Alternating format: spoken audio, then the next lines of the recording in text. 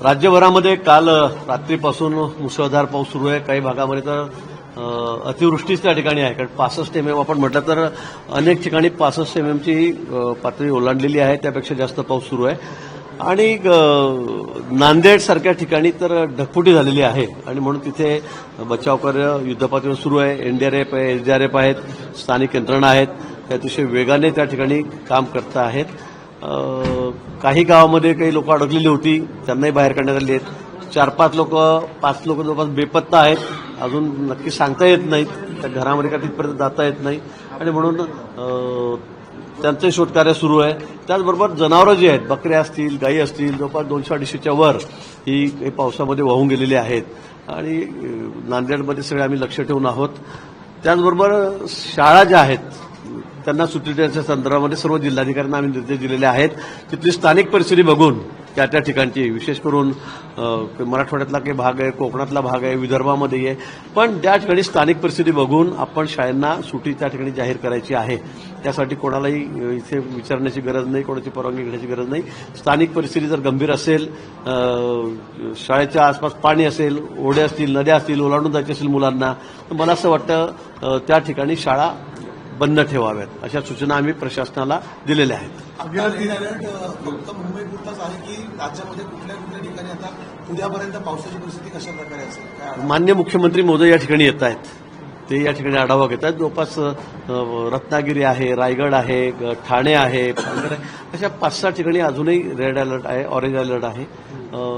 रात्री पाऊस होण्याची शक्यता आहे आणि समुद्राला भरती 6:30 वाजेपासून आहे.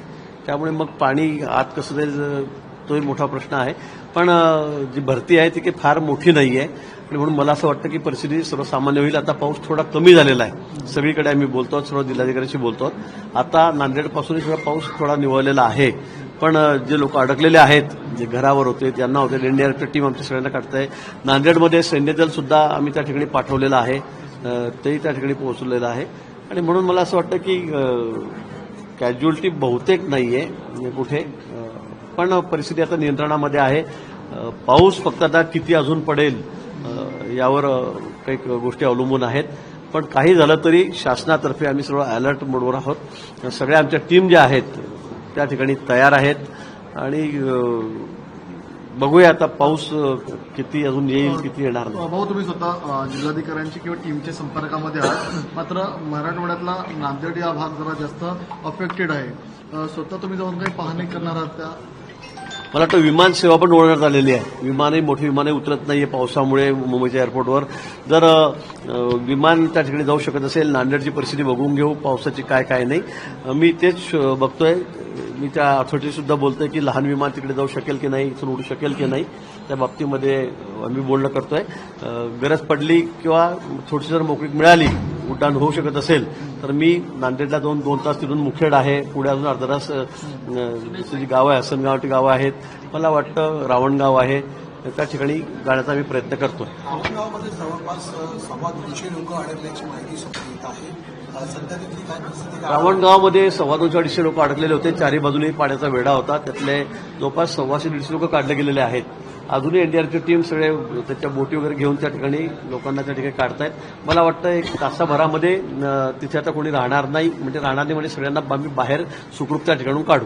शेवटचा प्रश्न आहे की 2 महत्वाच्या गोष्टींची प्रतीक्षा लोकांना आहे. ज्या लोकांना स्थलांतर केले जाते त्यांच्या राहण्याची व्यवस्था, त्यांच्या खाण्याची काही व्यवस्था सरकार करणार आहे का? सर्व मदतकार्य कशा प्रकारे ज्यांना स्थलांतरित करावं लागतंय, केलेलं आहे, त्यांची सगळी राहण्याची व्यवस्था जवळच्या शासकीय इमारतांमध्ये, शाळेमध्ये, महाविद्यालय, खाजगी शाळा सरकारी असतील त्या ठिकाणी करताय. स्थानिक प्रशासन सर्व अलर्ट मोडवर आहे. पोलीस यंत्रणा आहेत, प्रशासकीय यंत्रणा आहे, तहसीलदार, बीडीओ हे सगळेच त्या ठिकाणी लक्ष घालून आहेत. कुणाला असं वाऱ्यावर सोडून दिलं किंवा गैरसोय होते असं होणार नाही. जेवणाची, राहण्याची, त्यांची सगळी व्यवस्था जी आहे, कारण त्यांची घरच पाण्यात बुडालेली आहेत अनेक जणांची, त्यामुळे कोणी काळजी करायची नाही. जेवणाखावण्यापासून, राहण्यापासून, काय चादर काय लागेल त्यांना ओढायला, सगळ्या व्यवस्था प्रशासनाच्या माध्यमातून आम्ही करतो.